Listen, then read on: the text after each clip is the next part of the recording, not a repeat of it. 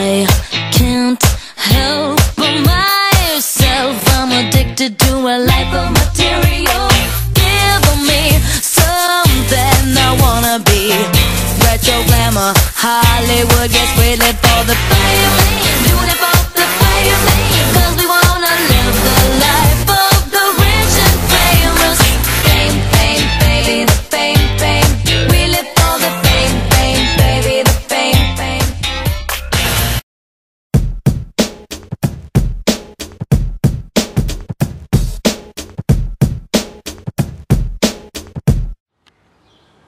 Hi, I'm Erika Santos, and you're watching Beauty on a Budget. On today's segment of Beauty on a Budget, we're featuring a local young designer located in Schenectady, New York, by the name of Tabitha Santos. She has a homemade studio inside of her apartment. So how about we head on inside and see what she's got? Oh, hey, it's Beauty on a Budget. Welcome to my studio. Come on in.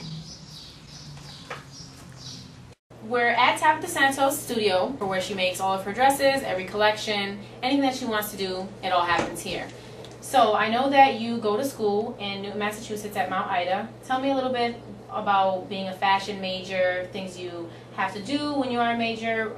Being a fashion major, you learn a lot. You learn how to drape, you learn how to draft, you learn how to do patterns on the computer, and it's all well worth learning. And it takes a lot of effort and time, and there's a lot of late nights that not just me but other fashion designers have to go through. You have to really be strong to be in this major and make it. Okay, and what are some of the things that you hope to accomplish after graduating? After graduating, I want to go off and move to New York City and try to find a job out there, maybe working underneath a designer and getting the experience that I need to know within this business so that I can branch off and have my own business someday. So you want to be a household name, basically? Yes, I do. Tell us a little bit about this dress and some of the process and the work that just went into it. This is my Virgo. This is part of my 2010 collection as well. And the Virgo, the symbol for a Virgo is the Virgin. And it's very like angel-like, innocent. So I wanted this to look more so like an angel. I used white satin. This is actually silk. And I used Swarovski beads on the front and on the back. I was on a budget, so I used plastic beads instead of Swarovski beads because I couldn't afford it, you know, so I thought that plastic beads would enhance it just as much. Okay. Any fashion designers or icons that you look up to that are inspirations for you when it comes to your collections, or just anything that you're doing in school in general? Definitely Coco Chanel and Emmanuel Gardio. I look up to them a lot. I like their designs, their evening wear. Any fashion designer, a quote that you might live by? To be irreplaceable, one must be different, by Coco Chanel. So Tabitha, I see this dress here. It's from your Spring 2010 collection. It's absolutely gorgeous. I just want to know how long it went about to make this dress. Where did you buy the fabric? Where did you get your inspiration for this particular design? Well, my Spring 2010 collection was inspired by the Zodiac. Okay. And this is actually called the Leo, which is the lion. So that's why I chose this fabric, because the sequence reminds me of fur, and the hood, I chose it to represent the mane of the lion. Okay. And I actually bought this fabric in Boston at Windmill Fabrics. Okay. And I see that the dress comes up to about here in the front, but there's a train in the back. Is there any specific reason why?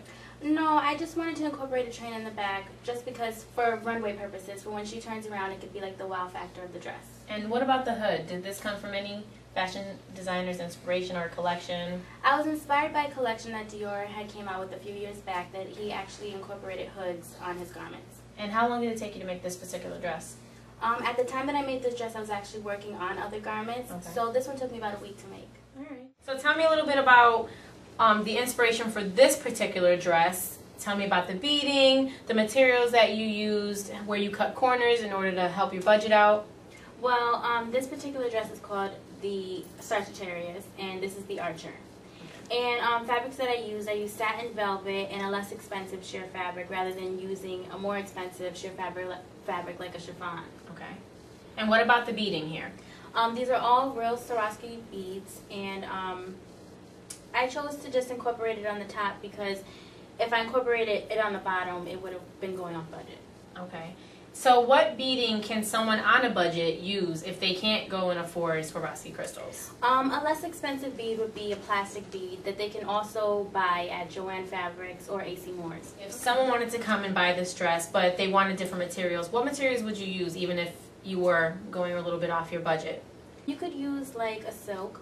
Okay. I could use silk maybe here as well. And more Swarovski beading? More Swarovski beading on the bottom. Okay, but it obviously would have made it more expensive. So there you have it, guys. We're with Tabitha Santos today in her homemade studio. She showed us all of her designs. They're absolutely gorgeous. And if you want to get in touch with her to possibly ask for some advice from a local young designer that's on a budget, or to possibly have her make something for you, then her name and her information will be at the end of the show. So thanks for watching today's segment, folks.